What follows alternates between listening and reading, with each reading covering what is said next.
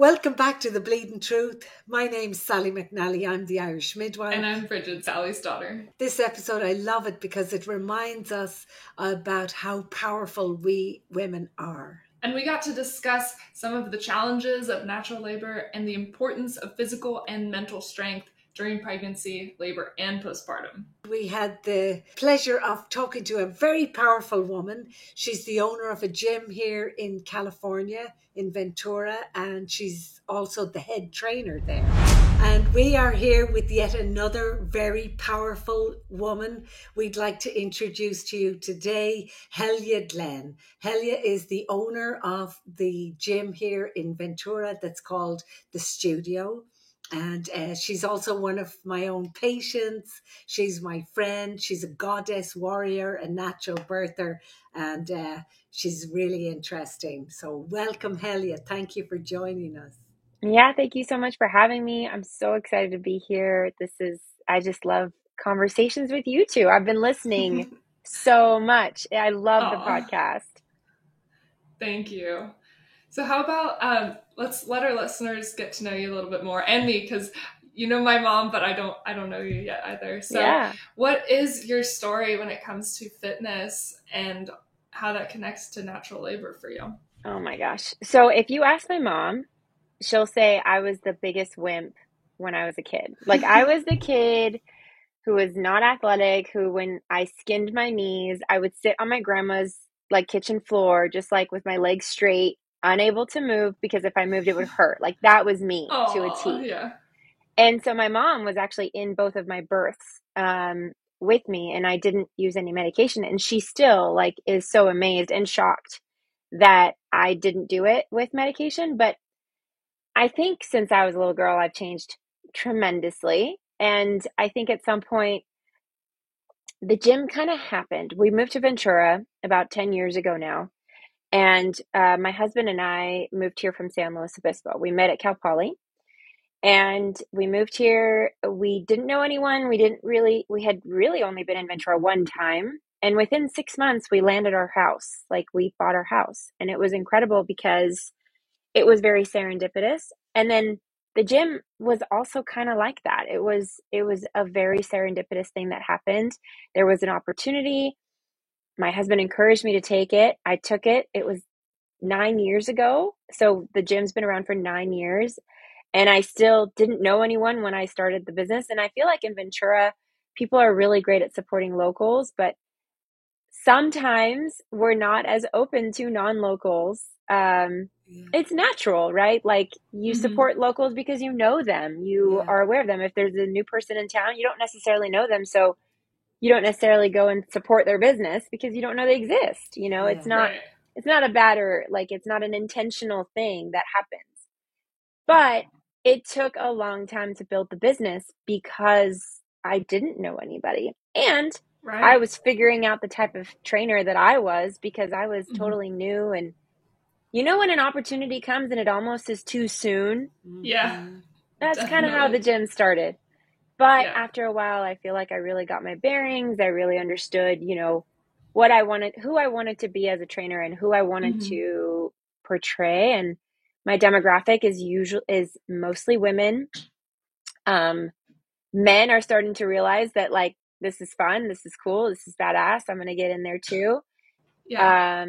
So it's been great. Just like watching everybody grow. I've seen hundreds of women, hundreds of men now too, change their lives. That's kind of what's kept me in the business for 9 years. And I love that. So yeah, it changed me completely. Do you mind if I ask, like, what kind of fitness do you like have in the gym in particular? Yeah. So the studio, the studio is a place of practice. We've had everything from yoga to strength training to almost CrossFit but ultimately what we landed on was 3 pillars. It was mobility, strength, and intensity. And we teach those 3 pillars in a number of ways, including circuit training, including HIIT training.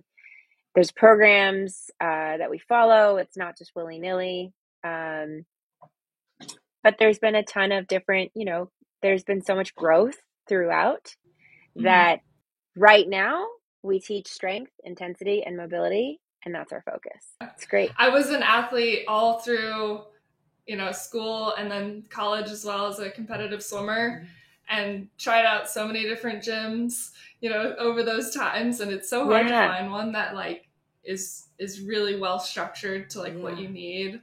So it's really cool to hear, about different gyms and how they're structured and what you guys do. It's really cool. With the craze of fitness. I know you train people that it's a lifestyle, right? Yes. Right. It's not a trend. And I love that. So that's a huge deal for me. There's fitness trends every week. There's new things popping up trying to sell you that if you do X, Y, and Z, you're going to get into the best shape of your life. If you do this, you're going to lose 50 pounds. And ultimately what it comes down to is consistency and being committed to yourself, right? Like building strength because you want to be a stronger, healthier person as you age. That's my philosophy. So teaching people how to take care of themselves has become my stick, it's good for everything. It's good for your mental health.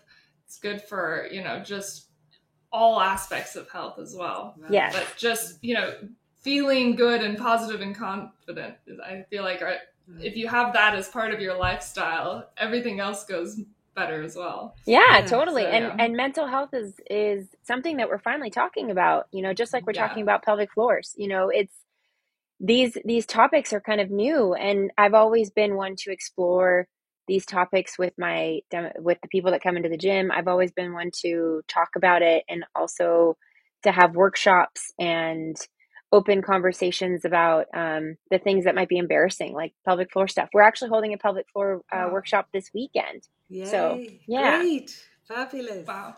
What is I'm not really familiar with pelvic floor. Pelvic floor. Oh, pelvic floor. Yeah. She's like, what is a public floor? That's funny because public floor might be something else. Well, maybe we were talking about. We were talking about pelvic floor before this, though. Oh, that's funny. I should have known. That's funny. Okay. Yeah, no, I'm on the same page now. It's like, that's new. That's new. I've never heard of that before. Yeah. Yeah. So of course, if you're making this like a lifestyle, then it pours into other areas of your life, like labor, right? I know during when I was getting to know you during your pregnancy, there wasn't any other plan other than natural birth. There was like no talk of like, if I can't do it. It was like always, of course I can do it. And I think that if you're able to bring that to your training, teaching people, I think it's wonderful, and I'm sure you're really you great taught me trainer. That, Sally. That was you. I mean, like we went to your, first baby. It was scary. I've only heard, I remember as a young adult, I'd be like, I don't want to get pregnant because I don't want to give birth. That was I don't want to get pregnant because I don't want to give birth. And then I married someone that was like, I want 2 kids. And I'm like, well, I do too, but like, I don't know how I'm going to do this. So, we had to make it happen. Yeah. So then when I met Sally, so kind of funny because I was trying to remember when I first met you. I can't remember if I took a yoga class first or if I took your birthing classes first, but I remember hearing from multiple people, you have to take this class from Sally McNally. And I was like, wait, what's her name? And I remember specifically because everybody gives me a hard time about my name. So whenever I hear someone else with an interesting name, I'm like, I need to be their friend. So, and I said, oh, she's Irish. That makes perfect sense. I love it. I need to meet her. So when I took your class, you structured your yoga class as it was going through contractions. And I remember thinking to myself, like, okay, if this is the case, like this is interval training, I can do this. Yes. Yeah. I can do this. And then we took your classes and you're so good about, explaining all forms of birth, right? Explaining all of your options and never putting your own bias into it. And I love that, but also saying like, hey, your body is strong and powerful and so capable. So I trusted you, which was silly, right? But no, I trusted you. And after my first birth, you happened to be in the hospital that first day. And Yeah. I remember calling you in there and saying, Yeah. Sally, I did it. Yes, I remember that. Yeah, it was And it was so so great. exciting. Yes. Isn't it a beautiful feeling for a woman when she had this like longing, I want to try natural birth, and she manages to do the whole birth without taking pain medication. Something happens in her mind, right? She's like, I'm strong. I I'm mean, a lion. maybe it's the hormones, but like, I don't know. I feel like it's my greatest accomplishment, and Absolutely. it's Yeah. so powerful. It is. And Wow. it's so powerful to resist asking for medication, to get over that part of the mind that, It's empowering. Yeah. yes, When you're there, even my yeah, dad was like, wait, so like, why are you doing this? Why can't you just get the epidural? right. And I'm like, I don't know. I mean, I remember thinking about it Mm-hmm. at that moment when I was, by the way, it was fine until 8 centimeters. And I know you told me that, but like 8 centimeters came and I was like, wait, I changed my mind. I've made a mistake. Yeah. And then she does such a great job because she even coaches the husbands, maybe a little too well because Kevin took his sweet time taking me to the Yeah, hospital. right, right. He was like writing a letter, and I said, honey, what are we doing? Like, we need to go to the hospital. He's like, it's fine. Like, Sally told me to wait. I really need to get it. It was like 8 a.m. He's Anyway, funny. I love him. he's hilarious, but also like I kind of wanted to kill him at that moment. And Good. so I don't know if you remember, but I had prodromal labor, even with both of my Yeah. babies. Do you want to explain what that is, or should I explain what that is? Prodromal labor is like a labor that takes a long time to kick in, that she can be in this early labor part for like days, 2 days, 3 days, where the cervix is like Weeks. weeks. 2 Yes, weeks. yes, Oh man. yes. Yeah. Contraction after contraction and no change in the cervix. Wow. And a lot of women, they come to the hospital thinking, I'm in labor, but the cervix doesn't open, so therefore it's not thought of as real labor. It's thought of as prodromal labor, and she gets sent home. Some women come back a few times and end up having morphine and Ambien, Yeah, and they get sent home. Yeah, but it's rough. It's very It's rough. rough. Yes. And when you're uncomfortable, I was 10 days late with Hayden, my first, and 10 days is just, whew, you are Yeah. so full, and you're Yes. just like, I need to get this thing out. This house needs to be evicted. Like, there's so much, and you start to get, even if you have the most perfect Yes. pregnancy, towards the end, you're like, get it out, like Get it out. Get it out. I have yet to talk to somebody that is like, oh yeah, it was great. Like, towards the end, I was having a great time, for me, because I was like, out, like it's time. Yeah. Because you just become so miserable. And then you have, with your first baby, you don't know what you're looking for, or like what what it's supposed to feel like, or Sally gives you lots of hints, in classes and stuff of what labor is supposed to feel like. But then when you're actually pregnant and you're just waiting, and then you have these contractions that you've heard about Braxton Hicks, where it's like the belly gets hard and tight, like that's a muscle on top of the belly. Mm-hmm. Braxton Hicks are normal, like you have them kind of early on, but prodromal literally feels like labor until you have real labor, and then it doesn't feel like labor anymore. Right. But if we put you on the monitor in prodromal labor, sometimes they're showing up like real contractions. But the criteria for labor is, and they open the cervix. So if that doesn't happen, you're sent back home, and it's so hard. Poor ladies. Yeah.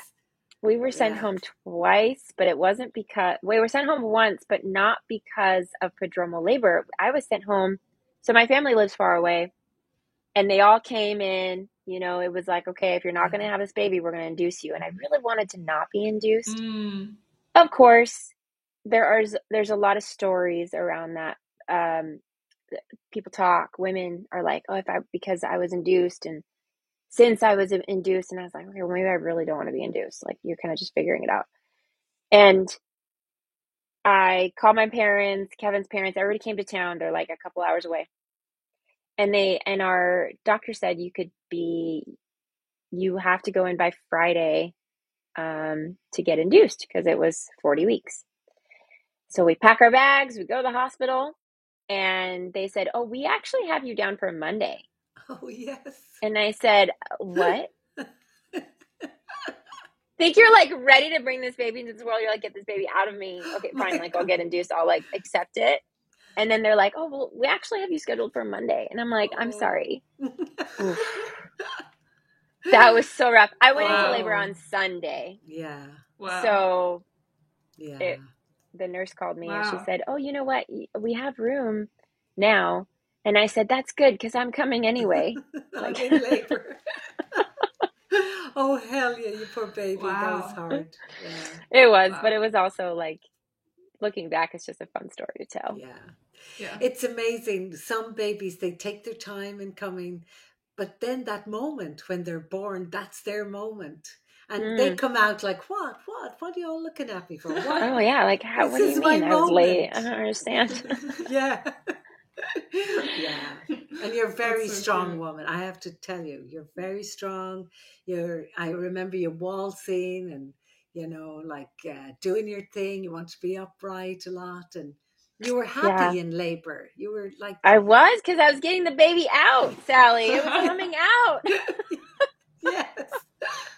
It was great. It was great. I mean, literally those last few days, I walked all over the neighborhood. And I mean, I was active throughout the pregnancy, which we can talk about. But towards the end, I said, like, okay, like we're doing this. Like this, I don't want to go. I was 4 days late with Hudson, with my second. And those 4 days were miserable. Yeah. So much pain. I had actual pain and pressure, and I gained more weight with my second pregnancy, just like Sally said. The baby was bigger, just like Sally said.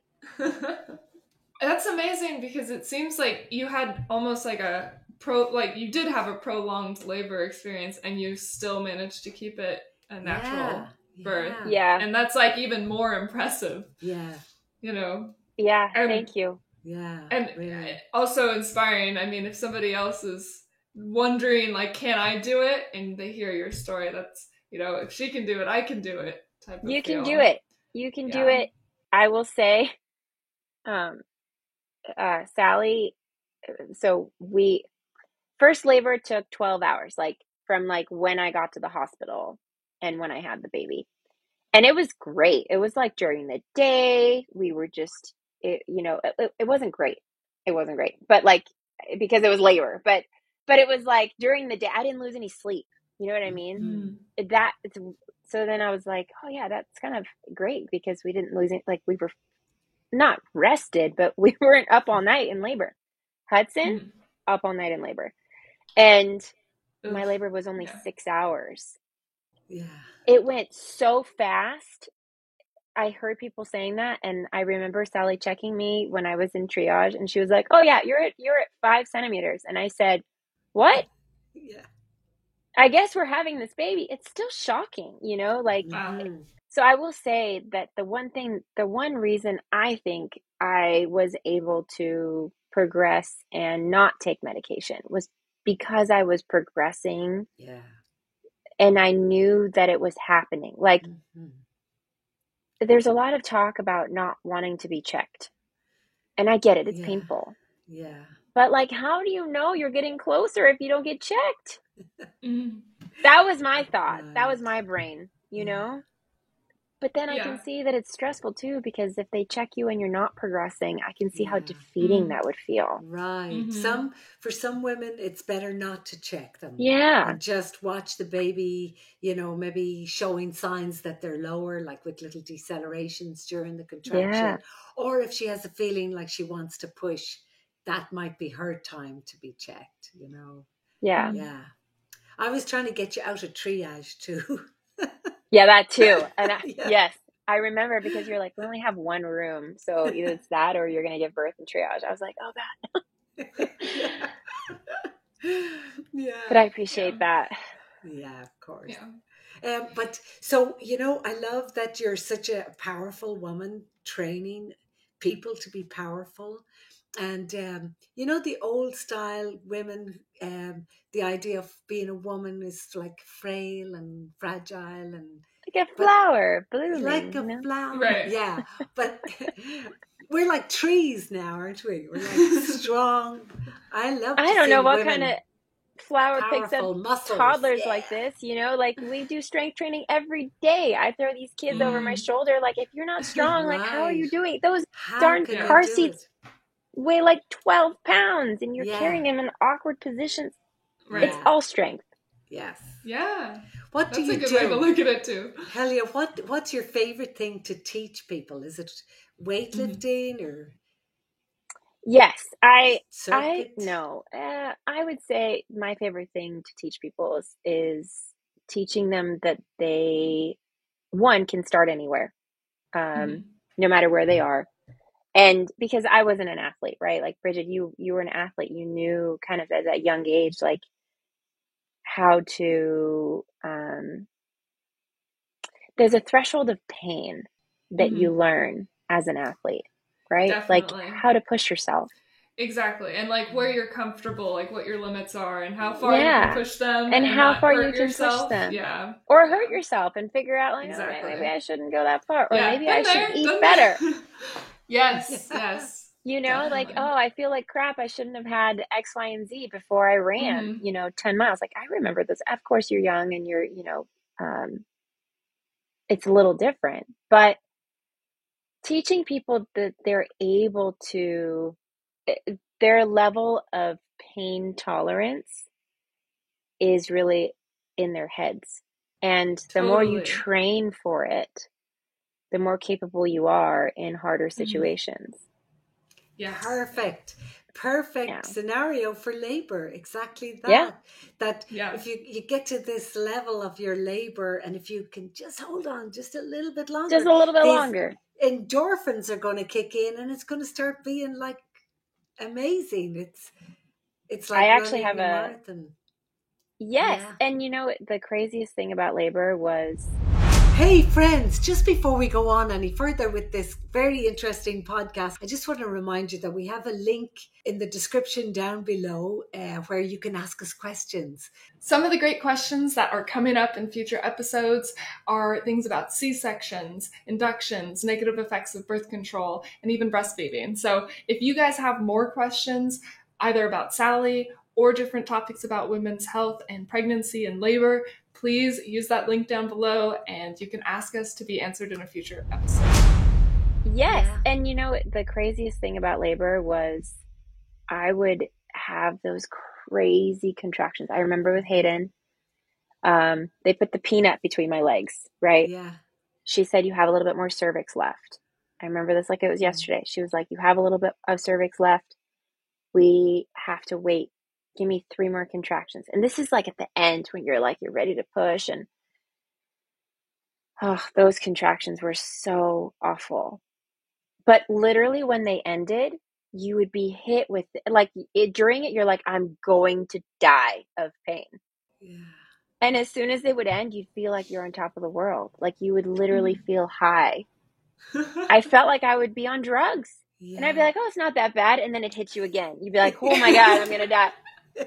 So, I love that. It's so real. So it was crazy. Amazing. And then 3 are over. And then you're pushing the baby out. Pushing felt good. Yeah. I like to think of that uterus like an athlete. And those Braxton Hicks are that athlete inside of you training. And then the big day comes and they're at the Olympics. And that uterus is like, I'm going to give it my best. And I'm going to give you a baby. Yes. Yeah. Also, it's fascinating. Like, I'm fascinated by the human body. And then I'm fascinated even more by the female body. Like, it's incredible to think that this tiny little organ becomes the size of a balloon, holds a person inside of it, and then knows exactly what to do. Yeah. to get rid of it. It becomes intelligent, doesn't it? And our uterus can stop contracting if we're not feeling safe. Like if somebody's standing at the end of the bed judging you, or trying to get you to do something other than your birth plan, you can stop your contractions. Just like a little wild animal out in the wilds can stop their contractions if a predator shows up. My sister walked in during labor. My sister's a few years younger than me. She's 12 years younger than me. Yeah. And she walked in and she just strolls in. This is like I don't know. And she just starts talking about like getting paid or something. And I was like, and Sally teaches you to make eye contact with your husband to like get people out. Yes. If you need to get them out. Because like my contractions were like, they immediately stopped. Oh, so wow. I was like pissed that this person was talking. It was like, doesn't matter who it is. I love my sister. Yeah. But I was like, out. Wow. But I think that's a good thing too, to know, like when you, that is the one time I think that I would say women are supposed to be the biggest advocate for themselves. Yes. Exactly what you want, who you want around you, if they're slowing you down, get them out. Mm-hmm. If you feel like something is wrong, make them go away, Right. There's a funny story. I agree. I love that. My mom always says that when she went into labor, my dad was wearing like some really ugly shirt or something. Yes. That was making you nauseous or something. Yes. Nauseous? Go back and change. It was like a rugby shirt. Every time I looked at it, I was like, oh. And he had to go change his shirt. I've never heard of that before, but I think it makes perfect sense. I didn't want to tell him that every time I looked at him, I wanted to get sick. But you're like, I don't want to tell you, but it's definitely your shirt. You're making it. Yeah, I just always remember that. Yeah. So say like for pregnant women, if they are trying to either stay in shape or they want to do more physical exercise, like what type of movements would you recommend? I know yoga is a great one. Yes, right? Absolutely. 100%. I recommend doing yoga, especially with Sally. Are you still doing it at the Parents Center? Yeah, That's do. Awesome. I teach it at the hospital. Yeah. Oh, great. So 100% do that, because also I love your talk about labor and the intervals and all that. I would say if you get pregnant and you're like, oh, I need to start strength training, and you've never done strength training before, either get a trainer or or think about going really light. Like it's not a time to get personal records. It's not a time to push limits. It's a time to stay active and keep the blood flowing. You become kind of a superhuman when you're pregnant. You have 50% more blood in your body with, when is it, Sally? By the end of the first trimester? Like end of second. Really. End of second trimester. Yeah. Like that is insane. Yeah. And blood helps you heal faster, right? Like blood flow helps you heal fast. And when you are sore, when you're not pregnant, sometimes when you're sore, like it takes a few days, but when you're pregnant, it almost felt like I could do so much more when I was pregnant than I could before, because I had all this extra blood flow to help me recover faster. It was incredible. Oh, wow. However, knowing that you're pregnant and knowing the difference between risk and reward is really, really important. Is it worth it because you feel good and because you recover fast, to do something that you've never done before? Probably not. Yeah. Because there is a bigger picture that you have to keep in mind, right? That baby safety and your pelvic floor safety, like the health of your pelvic floor, whether you have a C-section or a vaginal birth, it doesn't matter. Yeah. Your pelvic floor has a lot of pressure on it, because it's literally growing a baby no matter what for 9 months. Not your pelvic floor, your pelvic floor. Not your pelvic floor, your pelvic floor. And also your joints, like your joints are they have you're gaining weight really fast. And even if you gain weight at the right time, you're still a pound heavy. What is it, like every month it's a pound? Wow. Towards the end, it's really, really a lot faster. And that baby grows fast and it's on your like body. 25 to 35 pounds with the regular pregnancy. Yeah. So if you think about it in terms of like just a human, gaining 25 to 35 pounds, depending on where you're at, like that's a lot on your joints. It's a lot on your organs. It's a lot on your body in general. So making sure you're aware of all those things and staying active is far more important than like doing the right exercise.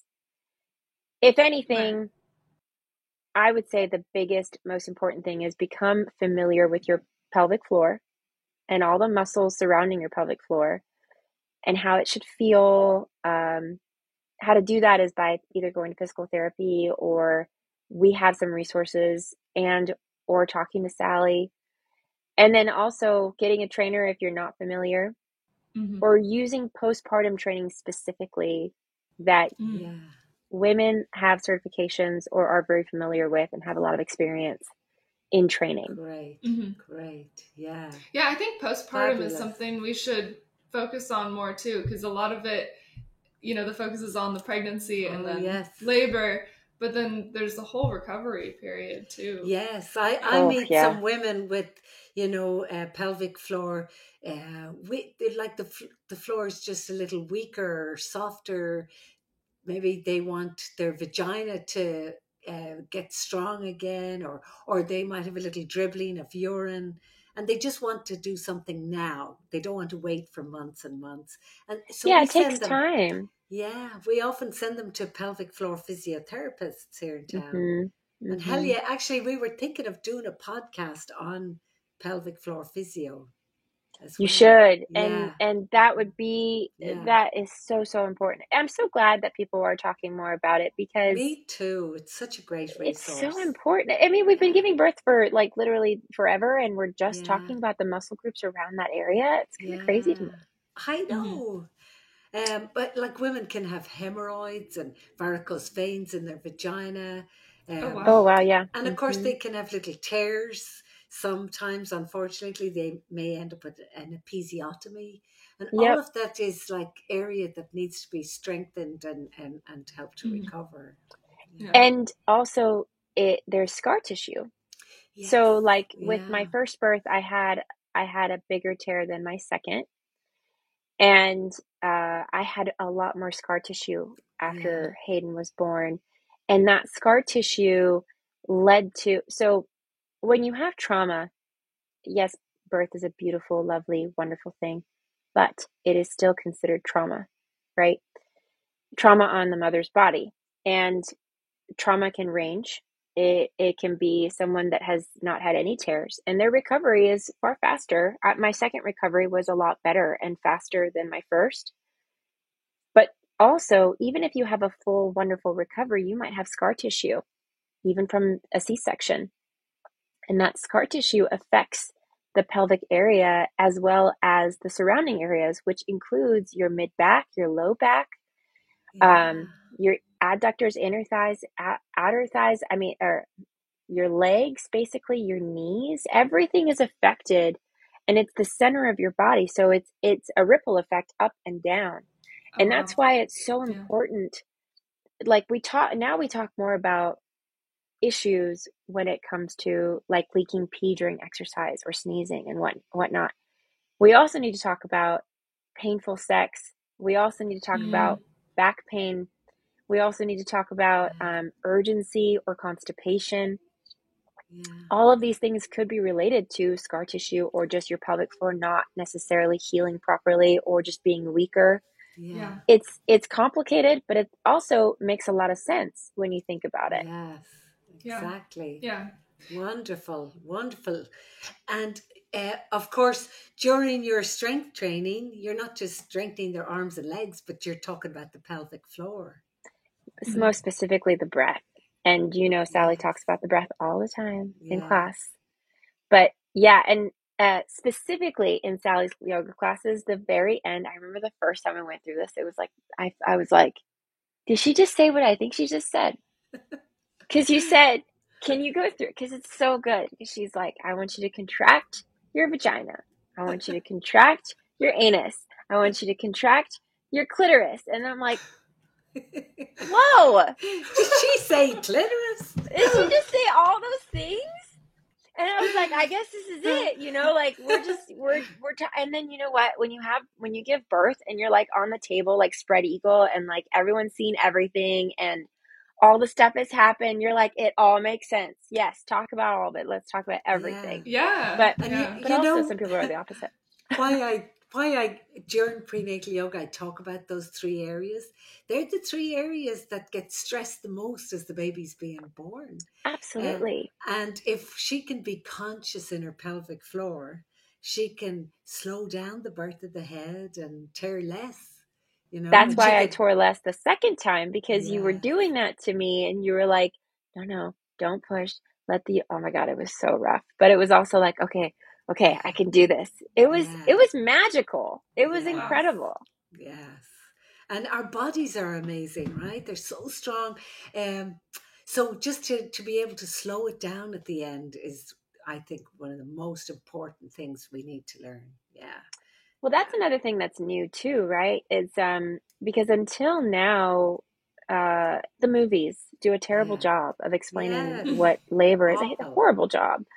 The one birth I will say that was like fairly close, like that was like, okay, I could see, was Handmaid's Tale. Did you ever see that? Oh, so good. Yes, that was a good birth. Yes, I love that. That was a good birth. And I was like, okay, all right. But also she was alone. Holy crap. Like, how scary. Yeah. We don't bringing up Handmaid's Tale in these episodes. It's a theme, multiple reasons for, but we don't want you girls out there who might be listening to this to birth on your own in a house in the woods. Please don't do that. I mean, if you have the option to not do that, probably best. Please don't do that. Oh, I will say that, like, my husband was really against a home birth for us, mostly because he's afraid of something going wrong, but also because he's afraid of like me bleeding. He's like, I will sell this house. I don't know what I would do. And I'm like, oh my God. Well, that's true. It's in the hospital, we clean it up for you. So that's a plus there. Yeah. But I think the most important thing is that, like, when you made the decision for the hospital birth, but you didn't, go in without a plan of doing the birth how you want it, at least to some degree. And that's super important. Yeah. I will say my first birth, I wasn't aware. So something did happen that I would go back and change. And I think that, you know how I said I was going to be induced? When I got to the hospital, I was already in labor, but I think the hospital had it in their minds that like they were going to induce me. So when I got there, they were very much like, well, I was very clear that I was in labor, but also I didn't understand because Pitocin seemed to be like the way they talked about it, they were like, well, Pitocin is what we do. Like, and I don't remember talking about it with Sally. And at the time I was like, okay, I guess that I know that they give it to you afterwards to move the placenta, right? Yeah. And to contract the uterus to make it go back to its location and to get smaller. Yeah. But also, I wasn't aware that I even got it until after birth. I found out that I had been given Pitocin. So maybe I'm a liar. Maybe I didn't have a natural birth the first time. Yeah. But I will tell you that my second birth without Pitocin was far more manageable when it came to my contractions. They weren't as bad. Right. Mm-hmm. Yeah. And how is that possible? Maybe I just don't remember. I don't know. Maybe Sally can shed some light on that. Well, I wonder, I don't know why you got the Pitocin in the first one, because all of that should have been discussed with you. We bring you the new intervention, which was Pitocin, and you should be allowed to go through what are the benefits, what are the risks, are there any alternatives, what does your intuition say, and you could say Yep. no, not now. So we call that the brain. um, your It's just a little way of remembering The acronym, your, yeah. yeah, how to cope with new interventions as they come to you when you're in the hospital. Yeah. So I don't know what happened there. You know, And I mean, it could have been just us not but listening well but because we if were in the you, middle of yeah, labor, if you like it were could be both coming sides. in and they were confused, they thought you were coming for an induction, but in actual fact you were in labor. I know you're a really strong woman, and I remember watching you in labor, and you didn't look like you were in labor for most of it because you were That's focused and fair. I breathing. didn't look like I was in labor. My Yeah, and husband told me I was really nice, and I said, well, yeah. you probably shouldn't have listened to my inner thoughts. So That was probably it, Talia. You didn't look like you were in labor. You know, probably. even the second time when I came to Hmm. see you in triage, um, you were just like smiling and lying there and like, I Get don't the know. baby out. And you We're were good. 5 centimeters. Would the Pitocin, though, make her contractions that first time around harder to manage, though? Or would it, because maybe they're more intense because of Well, the Pitocin, or? that's honestly, it's a thing I always say I don't know. Because when we give you Pitocin, we're trying to copy a natural labor Yeah. pattern. And they don't go further than that. They want good, strong contractions, maybe 2 to 3 minutes apart, lasting a minute, that open the cervix. And that's like a natural labor pattern. So I don't know, maybe And it was if, fine. Like it, I can't say that I would change anything about my experience. I would change yeah, that, but I can't say yeah, that I right, can't say like it was the hospital's fault. Like it was one of those yeah, situations where looking back, it's like, that was kind of odd, but it didn't really slow yeah, me down as far as like what yeah, I wanted to do. yeah, So it Mm-hmm. was good, fine. I will say, um, I will say that women are, from what I've heard when I hear like a horror story, yeah, which people tell you all the horror stories when you're about to give birth. Please don't do that. I asked everyone what their labor story was. yeah, So I brought it on myself. But more often than not, I heard, oh yeah, I had a horrible experience. mm, I had a really bad experience. I really wish the hospital did everything. But my nurses were incredible. Like, my nurses worked so hard. My doctor was so casual. And I think that's what helped me stay calm, um, because they didn't come in there and say, like, oh, we need to move things along. With my second birth, there was a moment where some of the nurses got a little bit nervous because they thought the heart rate was dropping and whatnot. And I can totally see how a calm situation can suddenly get so escalated and so panicked. yeah, And I yeah, can see how labor can be halted because, like you said earlier, when we yeah, are in fear, when we're scared, mm, we close up, we stop labor. yes, So it's so important for the mother to be in the right yeah, mindset, I think, and to Mm-hmm. feel comfortable. yes, And that's why Sally never makes recommendations about where you should have birth, like where you should yeah, give birth. She's always like, you do what you got to do, you do what's best for you, Mm-hmm. to yes. feel the most comfortable. But Well, those stress hormones, if you're stressed, if you have too many of them, they're going to block your ability to produce the hormones that can help, like yeah, your endorphins and your own oxytocin. So totally. it's a balance of hormones, and really the woman, we need to help her and teach her. And Helia, you're a great advocate for women out there in the community. Tell them you can do this natural birth. Tell them how strong they really are. Well, you're already doing it, but keep doing Yeah. the work you're doing. I really love it. I hear about you all the time, Oh, that's and great. yeah. and Thank and you. how do we get women to your studio, and how do we get them to this pelvic floor workshop? Well, I have this wonderful trainer. Her name is Elise Sparks, and she is doing the pelvic floor workshop. We will definitely have another one. We made a mistake. We didn't bring you flyers from the beginning. Next time we will. Next time. Yes. Yeah. But you can find me at thestudioventura.com. That's like the studio's website.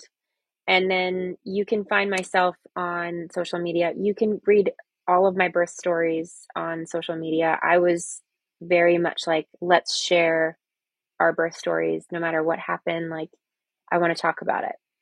Mm-hmm. Can we attach your birth story to this? Of course. Yeah, yes. If you send me, I'm definitely going to put the Studio Ventura down below, and we'll attach your birth story too if you want to share those. Yeah, absolutely. And so my Instagram is Helia Glenn, and then I actually have a lot of pregnant workouts on there currently. I hope to bring out a pregnancy strength training program in the next few months. Great. But I did a program. I also specialize. I will. And I also I train a lot of pregnant women during pregnancy and postpartum. So I really love working with pregnant women. It's like my favorite demographic, actually. So that's where you can find me, at the Studio Ventura and at Helia Glenn. Strength, intensity, flexibility, all the things you need for a nice birth. Yes. Yes. Thank you, Helia. Thank you guys so much. And thank you for such a raw, story of your different birth experiences. Yeah. And, putting that out into the world, the positives and the negatives and different ways that you can help, build a better mindset and have a better birth experience. So Thank you guys. Thank you so much. It's so nice to see you, Helia. Yeah, you too. Thanks a million for your Thanks a million. Thanks a million.